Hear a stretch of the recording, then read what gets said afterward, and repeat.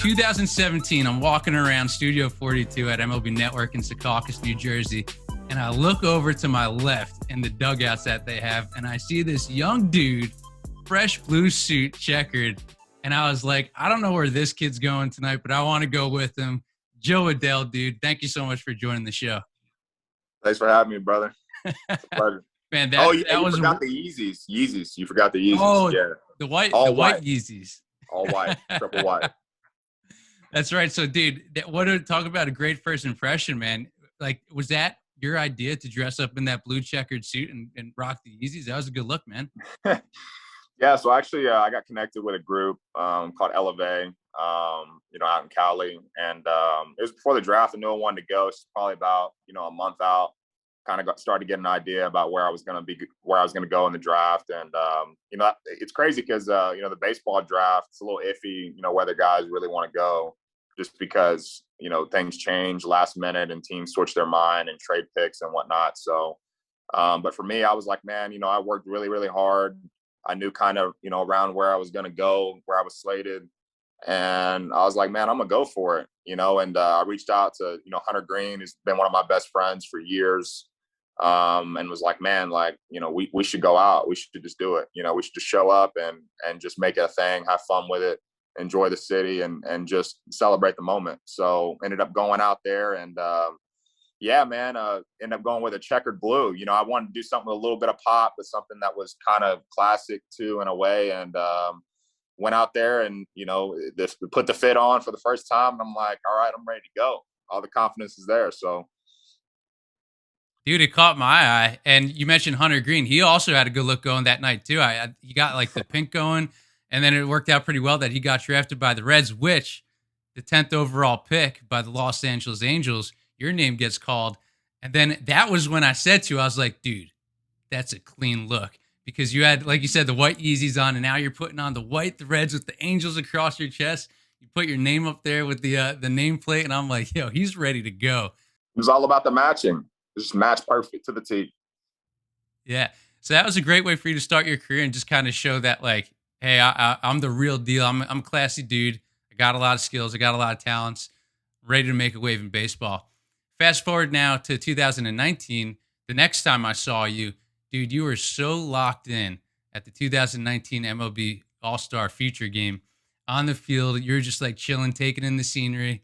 And I'm like, man, he's ready to go. But that was another cool moment for you, too, because at that event, you got a chance to link up with Ken Griffey Jr., one of your favorite players growing up. Oh, yeah. It was awesome. Actually, the first time I actually met him was the Perfect Game All-American game in 2016. He came and made an appearance for a day or two. I ran the home run derby and some other things. And, man, just a great dude, man. Just a guy that, I think for – baseball, as long as it's been around, I mean, this has been a guy that's, kept the excitement. You know what I mean? I mean, this is a guy everyone looks up to. And you talk about, having swag on the field and, let the kids play, that whole deal, how that all came about. He was one of the pioneers to that.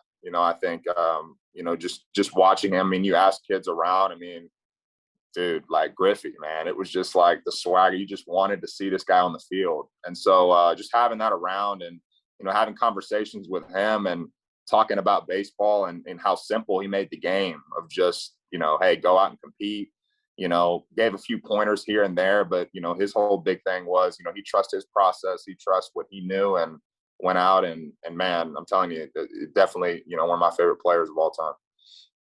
Dude, so what I love about that so much is that you have all these high expectations, right? And I've been doing this for such a long time, working in minor league baseball, major league baseball. I've come across a lot of people who have been labeled as top prospects, but there's just something about the individual as a character if you have it or if you don't. So the moment that we met, I could tell that you had that character. And then when I saw you at that 2019 Futures game, I could just tell, like, this dude has it, and that goes a long way too, because as you probably have experienced in minor league baseball and of course Major League Baseball, there's some people who have that label with some sort of sense of entitlement. But I was just so happy for you and the fact that you had that opportunity to play in the Futures game, not once, but twice, but just be a sponge and just soak everything in. Like I said, just seeing you in the dugout and just like really kind of like taking everything in, you know what I mean? I think that's important for every step of the way that you go, especially in your journey. No doubt. I mean, I think as many games as we play, and as tough as it is, and throughout the year, it has its own humbling effect. And you start to appreciate the things around you, and as the game goes, you learn every day, and you also learn the best way to cope with whatever it is that you're going through, because it's going to be a struggle. It's going to be tough. There's going to be weeks where you're not playing well and it's frustrating. But at the end of the day, what makes the great ones great is, turning the page, every day, having a new look on every single day, coming out and bringing the best version of you, as a person. I grew up that way. I grew up in a household where, that's what we were taught, was, hey, if it goes south, you remember, the family name, you abide by that, you carry yourself that way. And so, we try my best to come out every day and be a guy that, is going to be positive, uplifting, and really bring energy to the game. So Yo, let's go. You got me hyped, man. We're like, what, 5 minutes in? 5 minutes in, you're jacked up. Yeah, so like all the guests on this show, they've just been so inspirational and motivational. And there was one thing that you said, find what you do, go for it, and get after it. That's exactly why I wanted you on the show. And I prefaced this interview with these accolades that you've had, and including the highest regarded prospect of the Los Angeles Angels since Mike Trout. But like, you had to work to get to all these points. You know what I mean? Nothing's been handed to you, and you've faced a lot of adversity along the way. And you mentioned your family; they've just been so instrumental in your success. And it all started when you were 7 years old, and you got home one day, and you went into your bedroom, and there was a baseball and a bat laying down on your bed, right? Is that how the story went? Can you just share with us? Because, like, dude, talk about a pivotal moment in your life. Yeah, so yeah, it's a story that not a lot of people know, but so growing up when I was really, really young, I grew up with epilepsy. So I had a lot of seizures, throughout, the ages, 5 through 8, I'd probably say. So, by that time, that's when, you start playing sports, during that age. So I actually wasn't allowed to play football. My dad played collegiately and professionally, in the NFL with the Saints for a little bit. And, early on, it was like, yo, he's going to play football. He's going to be a football guy. Dad played the whole nine. So, obviously, having, seizures and being prone to them, I wasn't able to play. So, I had to find something else. And, at the time we had just moved to Kentucky. At this time, I was about, 7 years old. I came in one day and I had a baseball bat, a glove, and a ball in my bed, in my room. And dad's like, hey, we're going to give it a shot, right? Why not? At that time, I did pretty much anything that my sister did. I was following along. So, when, T-ball or coach pitch came around, I had my bat, my glove, and just went out and tried my best. And I loved the game, from the start. Actually just, beyond naturally what I could do. I had a pretty strong arm and pretty good bat speed at the time, but I actually enjoyed like crafting myself, for the game and getting ready for the game. And, I just remember, just the overall excitement. I wasn't just there to be there, or just there because there were buddies, that I knew that played. It was, I enjoyed it. So that's kind of when I knew that was the route I wanted to go. And is it true that you hit a home run in like one of your first at bats? Probably so. I would say that that's probably so. Oh, the worst part about it is my dad missed it. It's like one of the few home runs he's missed ever. So he was pretty fired up. Got stuck at work. He wasn't too happy. I'm glad that we're talking about this, dude. Because if you Google your name, because like as I do with any interview or conversation, I just research a ton, and a lot of things that pop up are your rookie card, which like is pretty crazy. But this is the information that people need to hear and would love to hear, just because it's just so important. And the fact that you had epilepsy too. I mean, like a lot, like you said, a lot of people don't know that. And you said you dealt with it between the ages of 5 and 8, seizures commonly. So Yeah. for you, like as a young kid, how do you wrap your head around that type of thing that's going on? Because you're so young that I'd imagine that it's kind of hard to formulate those thoughts, but just to kind of be like, all right, this is temporary, or this isn't gonna last forever. Like I can't play football, but let me look at the options that I can do and make the most of those. Yeah, it was kind of a weird thing because well, particularly the first time I ever had one, I was a little too young to actually remember, but yeah, light was my trigger. So lights that got too bright sometimes would just put me in an episode. I would just, wherever I was would just kind of fall out. I think the most memorable one for me was I was on the playground, uh, and I was outside, just got down, like was running around, went down the slide, and then stood by the fence and looked towards the sun, and then it was like boom, it just collapsed, just out. And you know, when I woke up, I was, halfway to the hospital. I was in the ambulance when I woke up. But by that time, I already had probably about 4 or 5 of them. So I kind of already knew what it was. By the time I woke up, I wasn't freaking out. I woke up and I was like, okay, I must have seized again. You know what I'm saying? So yeah, it's kind of a weird thing. We didn't really know when they were going to go away, if they were going to go away. And then I think by the time I was 10 or 11 years old, was when I kind of, it started to wrap up. They started to space out. I didn't have as many as often. And I was kind of, yeah, I guess you could say started to grow out of them. And then, with a lot of the scans that we did, we could kind of see how it was fading out, and luckily enough grew out of that and moved forward. But yeah, definitely a crazy time. Probably, I can't imagine, my mom and pops, how they dealt with that whole situation. That's got to be the craziest thing ever. But for me, as nuts as it sound, I kind of started to know when I did it. You know what I mean? Like, oh, okay, it happened again. It happened again. You know what I'm saying? So, but yeah, definitely a crazy time. But I think it was a kind of a curse and a blessing in a way because it brought me the game of baseball. And I don't know what I would have done, if it would have been, football that would have been first, you never know. So, definitely a reward behind all of that. Yeah, and like you said, your dad Scott was a Yes. drafts NFL draft pick, but so like of course you had the football in the background, but I guess you said that you grew out of the seizures and everything, but were there any kind of like lasting effects from that? Like how did you grow out of it? Um, I'm not really sure. I think it kind of like allergies. I think in a sense of like how maybe you're younger, you're allergic to shellfish or are sensitive to whatever it is, and then over time you kind of grow out of it. I mean, I think it was kind of a similar thing. As crazy as it sounds, it kind of just went away. It was kind of a phase, from what I remember hearing of just kind of as I matured, just kind of it kind of disappeared. So thankful for that for sure. But yeah, definitely crazy. Definitely crazy. I'm laughing because I'm thinking about you mentioned allergies. I just went outside yesterday and like I still blow up if I get a bug bite, man. I'm waiting for that to grow out. I'm like, where's the cortisone? Get me the largest jug, 'cause I'm about to lather it all over my body. Right. Well, one day, somebody else in your family who I want to mention too is your sister Jessica. She was the Kentucky Gatorade Player of the Year, just like yourself. I mean, she really set the standard for you, and you've been pretty vocal about that and how much of an impact that she's had on your life. That's got to have been so awesome growing up together and just playing sports and just having such a great support system with the both of you.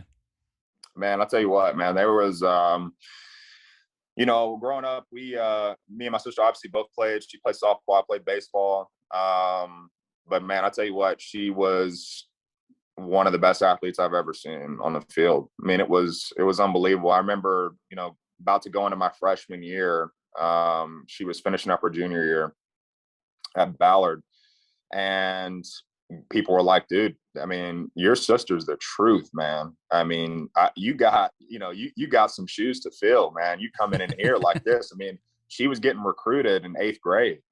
I mean, this was, she was getting, Division 1 offers from, Tennessee, you know, pretty much wherever. I mean, she was unbelievable. One of the fastest players in the country, one of the best defenders, center field in the country. I mean, it was just everyone was in awe, including myself. I'm like, man, like this is, and having that as a sibling is like, is their own motivation of like, yo, I got a standard now, in a way. So I mean, her senior year, I think she borderline led the country in stolen bags and hit 680 or something. I mean, it was ridiculous.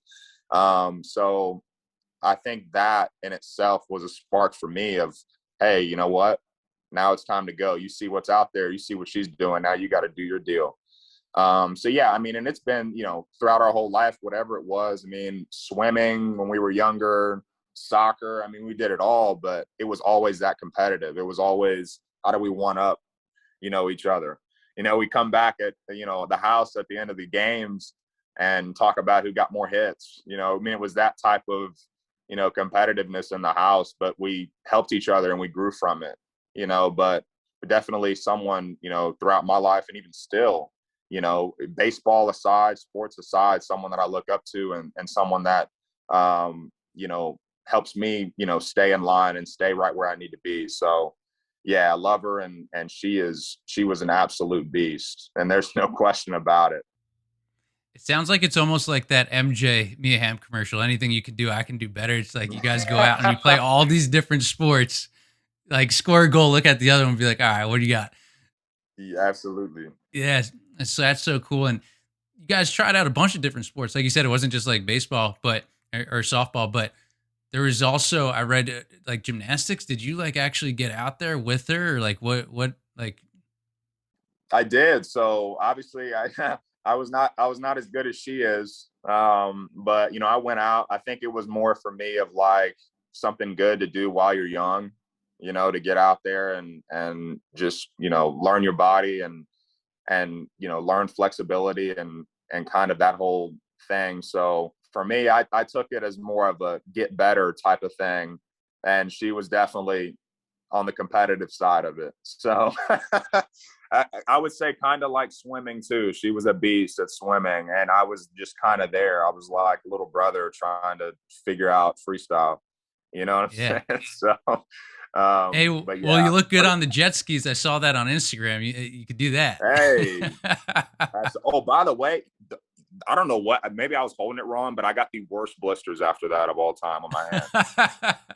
I went Maybe you needed back. I'm batting like, dude, gloves. I was like, dude, I gotta push hitting back like 2 weeks this offseason. I mean, like, it was like, dude, what? But that's what I'm saying. I'm gonna bring some batting gloves next time I go.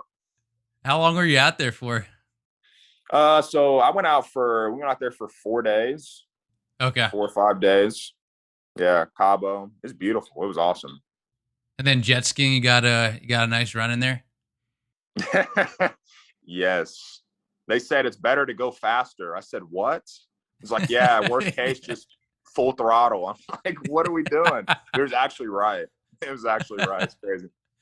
Oh man, maybe that's how you got the blisters. But hey, I saw that, and then also too, while we're on the Instagram topic, I saw the riding the horses. I think that was in Mexico, right?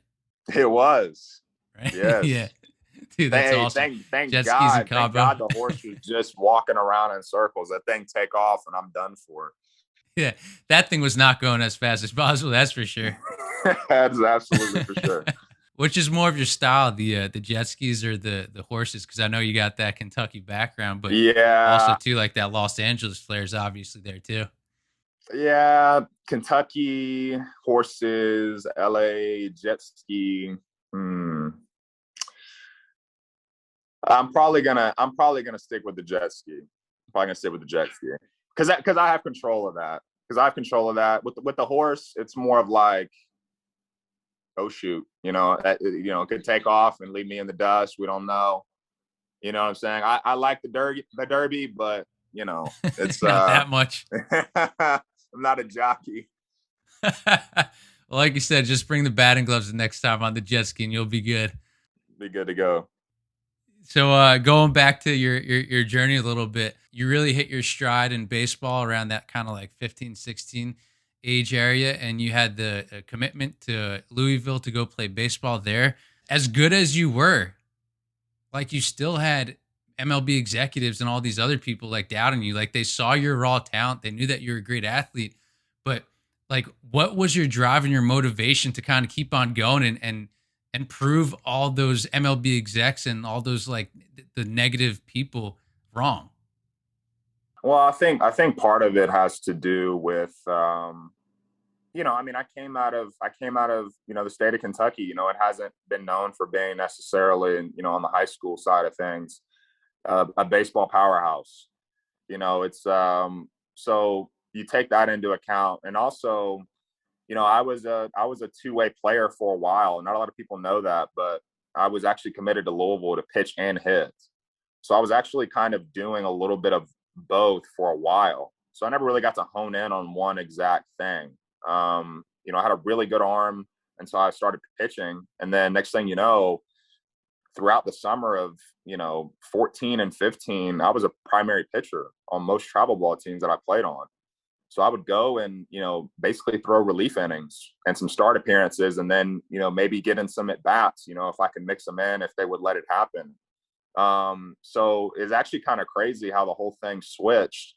But I remember one exact moment in my career. I was 14 years old. I was playing with team out of Ohio, and at the time I was a pitcher on their team. So they had actually 14 years old is pretty young to do it, but they had designated pitchers only on this team. So there were guys that just pitched. And for me, I never played on any team where that was the only thing that I did. I was always used to being kind of like an all-around guy, get in, pitch, go and play center field right after. I mean, that was just how I grew up playing. So the coach pulled me off to the side and said, and by this time in the year, we were probably 30, 40 games in the summer schedule. And I'd led the team in home runs and RBIs with less than half the plate appearances of any of the starters that were there. And this is playing every other day, being at the dish. He pulled me off to the side and he said, look, we're in this organization. What we do is we develop guys for where they're going to be. And he goes, you'll never be a hitter. You're always going to be a pitcher. And I just remember hearing that and, knowing what I had produced, and the limited opportunities that I got with this team. And I was like, I'm out. Nope. I don't care where I play. Maybe it's not going to be, the top team in the country, but it doesn't have to be because, I'm going to do what I want to do. I want to go out. I want to be able to do both, if I can, and, move forward from there because, I'm young, I'm 14 years old. This is ridiculous. I want to go out there. I want to, show all I got. And so I parted ways with that team, ended up actually pitching in a series or pitching that weekend because I finished out that weekend with them. And I was scouted by the Evo Shield Canes. They were Evo Shield at the time. I'll never forget it. Damon Alvis was one of the scouts for the Canes. And he came up to me and he said, hey, man, you come play with us. We'll let you pitch and we'll let you hit on this team, on our national team next year. So I'm like, okay, this is a top of the line team right here that's come out and said they want me to do both. Let me look into this, give this a shot. Next year rolls around. Before the end of the year, I'm hitting in the 3-hole for the national team, playing in the World Series and playing center field, and I never pitched again. And the whole thing is that I just knew inside of myself, when I had the conversation with the original coach that told me that, I didn't have the goods to hit and that I would be a pitcher.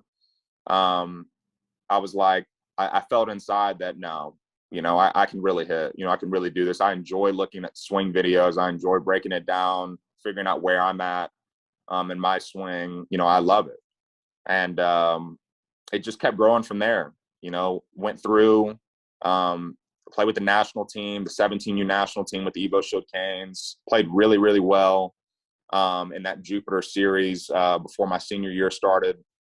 And things just continue to go up. I continue to work as hard as I could at it, and things just kept going up. So, I kept putting the pedal to the metal, you could say, and pushing and driving forward on that. But it was definitely the no that I got from the coach of, you're going to be a pitcher, you're not going to be able to hit. That really, to this day, when things are sideways, I think about, because that was the initial motivation that got me, where I'm at. Yeah, that is such a great example that you shared with us, and that a lot of people need to hear, especially young ball players or anybody who's trying to go out and do big things, because you shouldn't let somebody try to determine your path. You have this one coach and you have these youth coaches trying to tell you, hey, you're going to be a pitcher and that's it. Like, dude, get out of here, man. Like, I'm going to do me and fucking make it happen. You feel me? So, like, that's exactly what you did. And now look at the position that you're in right now. So, like, all those people back then just kind of trying to challenge you, or just trying to put you in like your own like space. Like, dude, no, it doesn't work like that. And I could almost guarantee you, and you know this too from playing, is that a lot of the kids who we grew up with pitching, like they end up not playing baseball ever again after that. You know what I mean? They end up throwing out their arms. They're cool for maybe like 2 seasons in like eighth grade or like high school or something like that. But after that, they don't go on to play. Yeah, absolutely. And that was the thought too for me, was like, longevity, and it's, in account with that is, I want to be able to play, every day. That was the other thing, was when I started to figure out when I got older of like how it breaks down when you get into, whether it's college or professional, is, having the opportunity to just go out there every day.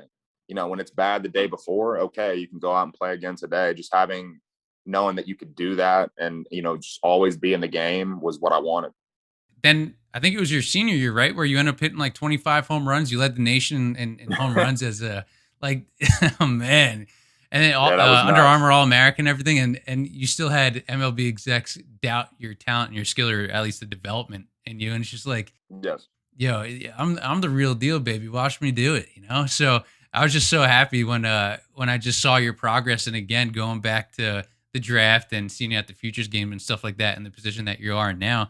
Um, so like with this pitching and hitting, a lot of these players in the big leagues, they have the bucket list of what they want to do, and one of those things is to pitch as a position player. Obviously, you got Shohei Otani at the big league level, but from what I know, and probably from what you know, because obviously you know yourself better than anybody else, like I could see you easily pitching, or if something happens, you could easily go in there. You know what I mean? Not just in like that like ninth inning throwaway inning, but if you ever want a challenger, if Joe Madden, I know he's a fun guy. If he's ever trying to switch it up a little bit, dude, put you on the bump for a little I start. I try that every day. I go down after I throw, and I'm like, can I throw a flat ground? Who wants to catch a flat ground? And all the catchers just leave, and just like, man, you're not getting me released. That's But awesome. yeah, I do. Like sometimes I'll be by the mound. I'm like, dude, I want to spin something off or throw a fastball or something. I don't know, Dude, but right? I know, man. It's just like you just want to do it. Hey, well, I guess maybe from center field you could just throw some darts home and get some people out. Some outfield Hey, assist action. that's it. Yeah.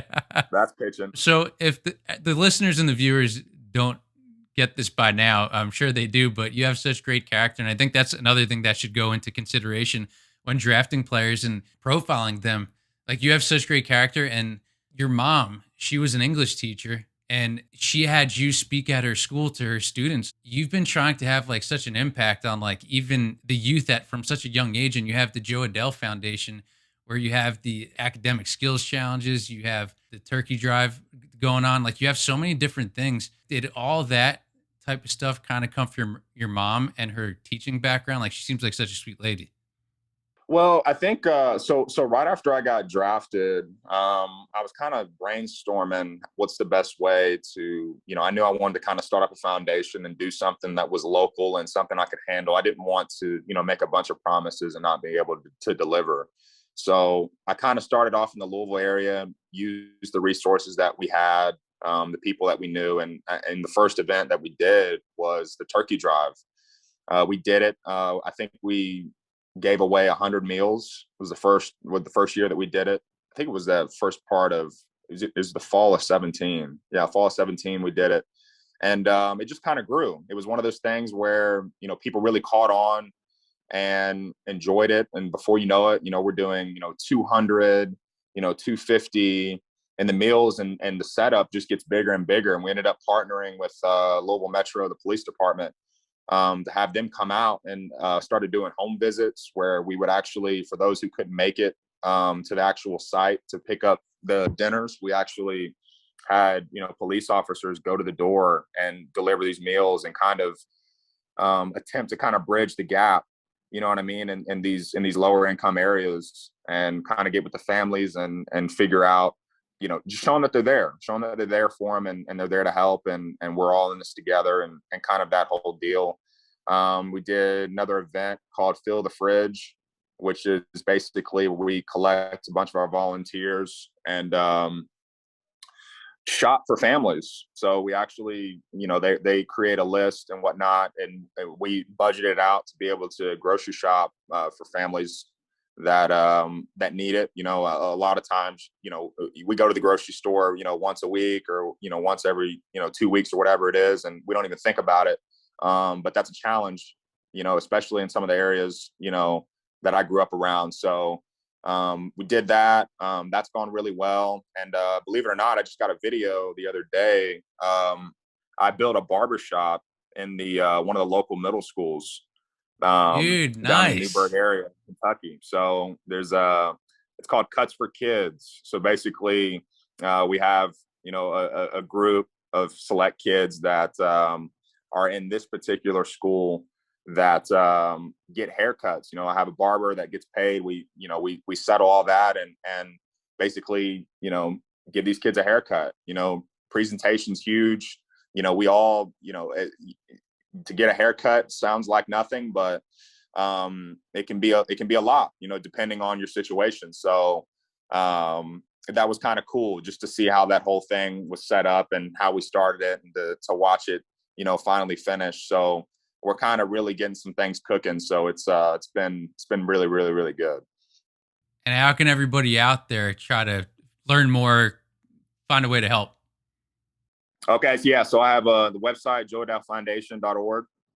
Online, kind of have a list of everything that we do. It's open-ended. That was the big thing about my foundation, was that I wanted to make it kind of like a open-ended thing where I can do pretty much any project that I want. I can set it up any type of way that I want. And that's originally what we were thinking, because I was like, I don't really have exactly, what I want to raise money for, or what I want to do projects for. I kind of want to go with the flow, see what the need is and kind of address it. So joeadellfoundation.org has all the information, everything that we've done, our board of directors, the whole 9 yards. So, but it's been awesome. It's been really awesome, because when you set it up, from the start, it takes a lot of work to try to set this stuff up and see what the best way is to go about it without getting, taken advantage of, or, doing it where, people get left out that shouldn't be left out of it. But once it's all said and done, and you see the reaction, and you see, the growth from, the people that you've met, and where they were, and where they are now, it's awesome. There's nothing better than that, especially when you have the platform to do it. So it's been great. Dude, you use your platform perfectly, between that, just everything that you put up online, and also too, even this past year, where there was a lot of things going on in the news with racial inequality, and that's another thing that you had to face in your baseball career. I mean, it was your first season in pro baseball, and you were dealing that with from the fans. Yeah. You as a player handled it perfectly, but like just having to deal with that type of stuff too. And I mean, this is coming off talking about your foundation stuff. So you're Mhm. such a great person. And like, there's just these people in the stands who are just yelling these ridiculous things at you, not knowing nothing about you, but just like, I can't imagine what it must have been like dealing with that type of stuff, and handling it as well as you did. But Yeah, I think the important part is, for me, I've never been biased. I don't have bias one way or the other. I don't like the corny comment of "don't judge a book by its cover." I mean, that's kind of how we grew up, and that's what we're about. But yeah, some of that is upsetting. Some of the things I've heard in the stands and whatnot over the years is kind of it's kind of like, man, like, especially, I think the big thing is, for me, more so than anything, is, in minor league baseball, there's a lot of children that come to these games, so I think that's kind of where I'm like, yo, like, we really got to watch it. So, when, guy come to the game, and bring his family, bring his kids, you should act a part. I think that's the big thing. I remember in Birmingham, there was a guy, I got called the N word in center field. It was my first start. in center field. And dude just yells it out. It started off, he called me a, black piece of, whatever. And then it just kind of went on and on. And meanwhile, he's got family there. There's kids that are in front of him. And, hopefully the children know that, that's wrong. You shouldn't, do that type of thing. But, you can only hope, you know what I'm saying? That's how this whole thing starts, is, when it gets passed down, when at a young age, you think it's acceptable. We have to kind of change that. We've got to kind of change the narrative on that. But it can be called heckling, it can be called whatever. But once it gets to a certain point, it's a problem. But I think, with more education, I think in the game in itself, we're starting to see more and more minorities, joining the game and being a part of this and really showcasing at a high level. I mean, you want to talk about, my excitement, last year and being able to text K. Lou. I mean, me and him came up in the same organization or the same agency, worked out a bunch, right after he was drafted, right before I was drafted. He was the 16, I was the 17 draft. And to see him, win Rookie of the Year, it just was the most exciting thing ever because it was so good for the game. And, it was so good for the game to see, a black player win that, and it was just, wow, it was exciting. But yeah, I mean, it's continuing to grow, and the more education and the more, these players get to come out and speak, I think it will, it already is, in my opinion. Oh, for sure. And again, like you just use your platform so well to use your voice about these situations and some of the news and the headlines and everything that you see. But and then also too, again, your foundation. So just keep on doing exactly what you're doing. And of course, if there's any way that I could ever help her, like use me as a platform, because I would definitely love to, because I'm on the same page as you, just as I'm sure a lot of our close friends and family are. So just keep on doing you. And you mentioned Kyle Lewis winning the American League Rookie of the Year in 2020. 2020 was also a huge year for you. You got your MLB debut, man. I loved it. That first hit, dude. I know it was an we infield call that single. we call that a swant, is what we call that. That's a swinging bunt. I haven't heard that one yet before. That's funny. A swant. Yeah, add that to Urban Dictionary. Yeah, right after this. But hey, man, I loved it because I thought that it just showed exactly who you were, somebody who hustles, and you had your moment, your first at bat, and you just took full advantage of it. Yeah, man. The Dude, I'm whole a positive experience in person, man. I'm itself gonna was find the crazy. positives in these swants. All right. Hey, we'll take them, man. We'll add them to the list. I tell you, it was good, man. The whole year of 2020 was good for me because it really made me face more adversity than I've ever faced before. I think that's the thing, is like, you look back on what happened. Yes, you can say that, there was no spring training. I didn't play. My first actual competitive game was in the big leagues. I mean, there's a laundry list of things that happened which made the circumstances tough. But the thing is it will never be as tough as that in that situation again. But it will wake you up and it'll make you say, okay, look, this is what I struggled with, during this season. These are the things that went really, really well during the season, and these were the ones that didn't. And go back and be able to say, 60 game sprint, COVID year, what did I learn? I got to see all of these guys, all of these great name, big time, future Hall of Fame pitchers. I got to play alongside Trout and be able to, soak up as much information as I could. And it did go south a little bit. But at the same time, I'm sitting here and I'm going, but that's okay. Because when you're thrown into the fire, you got to figure it out.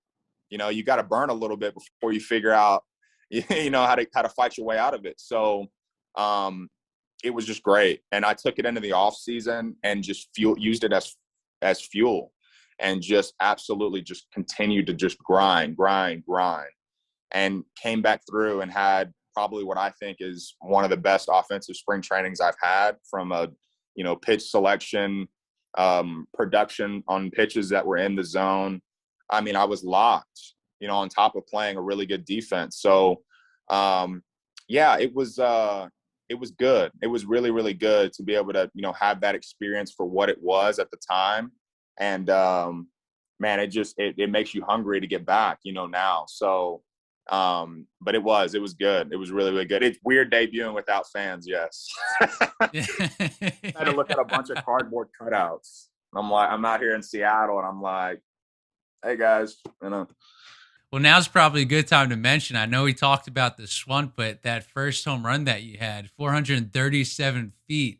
God damn. I can only imagine the echo that ball hitting the bat caused in an empty stadium. But, dude, that was a nice one right there, too. So, like, going back to you showing your hustle and then you showing your power with that home run, I mean, dude, you're the total package. And if your track record proves anything, it's going to prove that, yes, like you said, that first season has its highs and lows, but you got a whole entire career ahead of you, man. And I'm confident that it's going to be a great one.